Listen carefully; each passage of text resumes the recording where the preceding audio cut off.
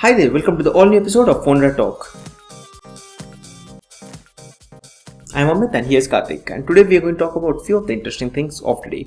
Starting off with Facebook's data saver option. Facebook has come up with a new feature called as a data saving mode, which shows up on your Facebook for Android application. You can go to the settings and you can find the same. You can check out the screenshot which is shown on this screen right now, and which clearly says that it works only on the data connectivity, or I mean that if you're connected to your data through mobile data, then it works. If you're on Wi-Fi, it doesn't work as of now, and that's something which is interesting, which means that probably you would be saving some amount of data while you're on the go, while you're accessing Facebook. And technically this should be reducing the data by compressing the images or showing you the smaller version of images. But that said, what about the videos? We're not yet sure, but again, Opera had done a good job in this case by launching the Opera Max feature. That's it what Facebook has announced yet, and it's not yet announced, but we found it on our smartphone. We have this exclusively on Phone Radar, so you can check that out. Moving on to the next announcement from Samsung. So yeah, we have a new smartphone launch from Samsung. Previously we saw the Galaxy Gear S2, and now apparently they're upgrading this year with the Galaxy Gear S3. So it's supposed to be they started sending out the invites for the launch, and it's expected to launch in IFA this year, that is next month. So we don't have any specifications or actually the details about this. Previously we saw it's going to come with a circular dial. Yeah, the circular dial like we saw last year. I mean, there were two variants last year, like the Gear S2, the basic one, and then the classic one. So again, this year expecting the same two versions. So let's see how it goes. And at the same time, we are expecting the Gear Fit 2 in India this month itself. That's pretty much happening soon.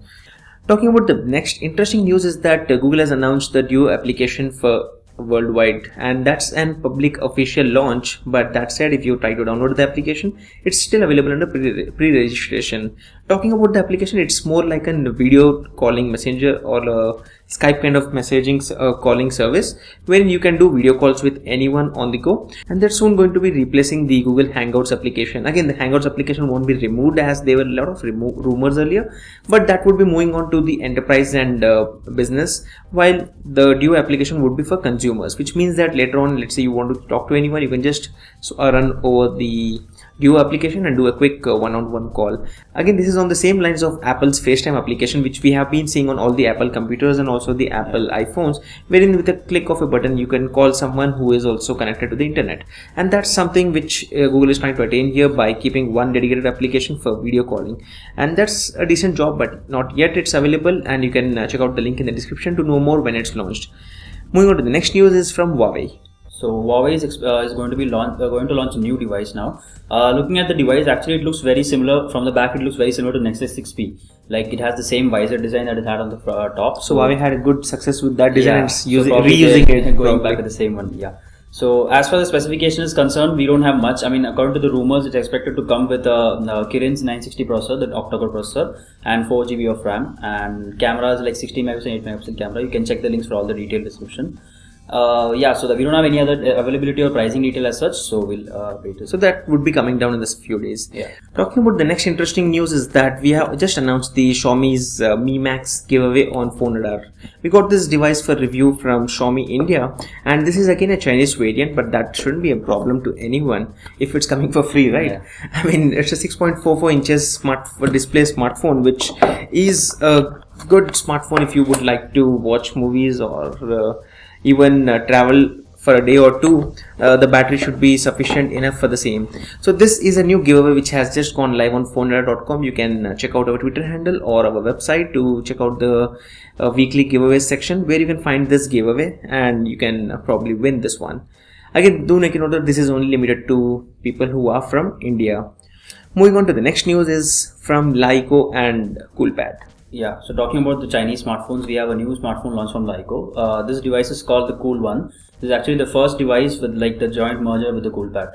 So this device just launched today in China, and according to the specifications and everything, we are looking at a Snapdragon 652. It was expected to come with the 820, but ultimately it just came with 652. And RAM, there are two variants of this device, the 3GB and the 4GB variants of RAM, and the storage starts from 32GB.